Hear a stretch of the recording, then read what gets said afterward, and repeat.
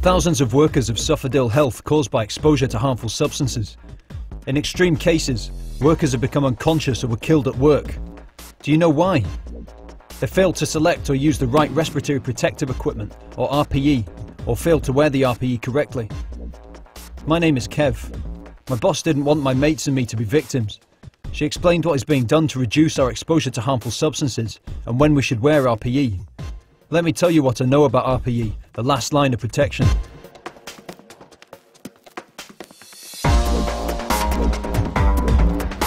There are two types of RPE: filtering devices and breathing apparatus.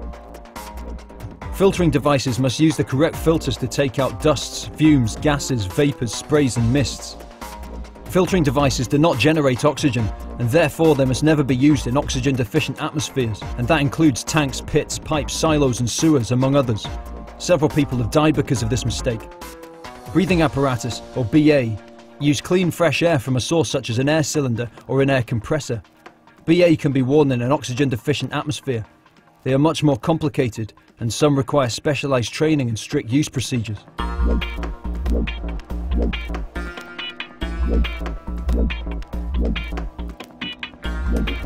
Now, there are three things to consider when choosing the right RPE.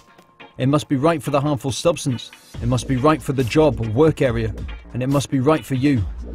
If any one of these is not right, you can breathe in too much of the harmful substance or put your life at risk in oxygen-deficient atmospheres. Surely, you don't want to suffer from these mistakes. My employer used this form to help identify the correct RPE to match the harmful substances, my job, my mates and me.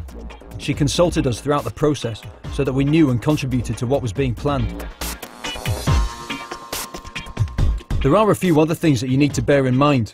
1. To be right for you, RPE must fit correctly and it must be comfortable. 2. Make sure that you can wear the RPE correctly with other safety equipment, such as a helmet or eye protection, as well as things like jewellery. 3. Beard, stubble and thick sideburns in the face seal area will interfere with the correct fitting of tight-fitting masks. If you have any one of these, make sure you are clean-shaven or use alternative types like these. 4. If you do not get the face seal right, your protection will be lost. That is why my boss got our face mask fit tested properly by an expert. Your employer should do this too. And 5. Our boss makes sure that our RPE is maintained at least once a month in accordance with the manufacturer's instructions and that the records are filed. My boss trained us to make sure that we know how to wear and use the RPE correctly. Make sure that you are trained.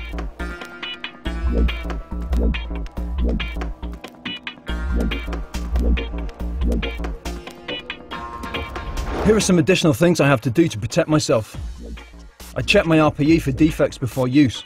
If there are any problems, I do not start work but inform my supervisor. I keep my RPE clean between jobs. I change my respirator filters as recommended by my boss and make a record. I clean my RPE after use, then I store it in a safe location. I never carry out DIY modifications to my RPE. I sincerely hope that you will take on board what I have said and that you will look after your health and well-being. My main message to you is that the RPE you wear must be right for the harmful substance, right for the job you do, and right for you. Make sure you know how to use it correctly.